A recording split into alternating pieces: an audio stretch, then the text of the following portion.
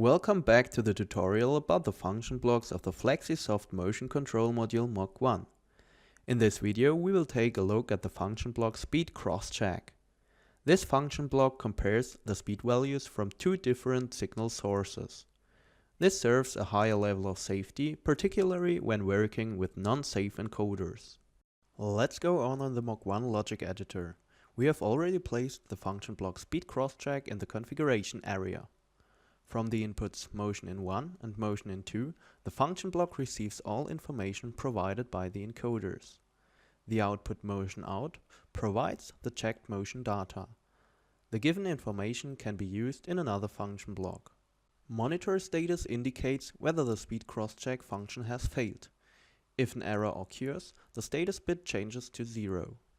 The output check done switches to 1 when a crosscheck is performed for the first time and switches back to 0 if one of the motion in data is invalid.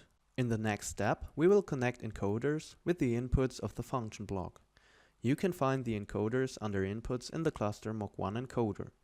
In our example, we select one sine cos encoder and one SSI encoder. Now we connect the signals of the encoders with the inputs motion in 1 and motion in 2. As you already learned in the last videos, we can open the configuration menu by double-clicking on the function block. First we have to apply the values which we have defined in the encoder settings before. In the next tab, Speed Crosscheck Mode, you are able to determine how the speed values are compared. If the parameter No Speed Comparison is activated, the speed values will not be cross-checked. If the Speed Crosscheck Mode is activated, a speed crosscheck will be performed. Depending on the set mode, the speed difference is determined with or without sine. The function interpolation mode is not relevant for this tutorial.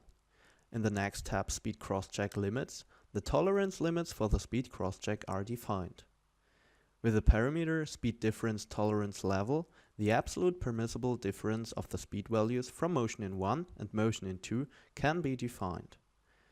The permissible relative speed difference can be set with the parameter Speed Ratio Tolerance Levels. The absolute speed difference will be checked first. Only if this value is exceeded, the relative speed difference is evaluated. This helps to avoid tolerance errors, which are caused of too small relative tolerance limits during low speeds. Furthermore, it is possible to define two additional inputs. This can be used to enable higher speed ratio tolerance levels for a specific time and situation. With the settings in Speed Ratio Tolerance Level 2 and 3, you can define a maximum time limit in which the speed ratio tolerance levels should be active. Within the tab Speed Output Mode, you can define how the output motion out should be determined and set. There are three different options to choose: speed of motion 1, greater speed from motion 1 or motion 2, and mean speed of motion 1 and motion 2. Speed output mode with the option speed of motion 1 is usually selected when there is a leading encoder with a higher resolution and a second encoder that is only used for plausibility checks. The option greater speed of motion 1 or motion 2 should be selected if the higher value from two encoders is to be used for further evaluation. For example, the speed of the outer wheel of an AGV is of relevance during cornering. With the setting mean speed of motion 1 and motion 2, the average speed of the inputs motion in 1 and motion in 2 are calculated. In the tab Reset, you can activate the optional reset input. This makes it possible to reset a fault condition using an external signal. With Inhibit Error Indication, an additional input can be used to prevent an entry in the diagnostics history if a failed speed crosscheck is not relevant for diagnostic purposes. And the last tab, Encoder Reliability Monitor, enables a check to establish whether the signals of the encoders were reliable or not, for example, because of a damage during standstill.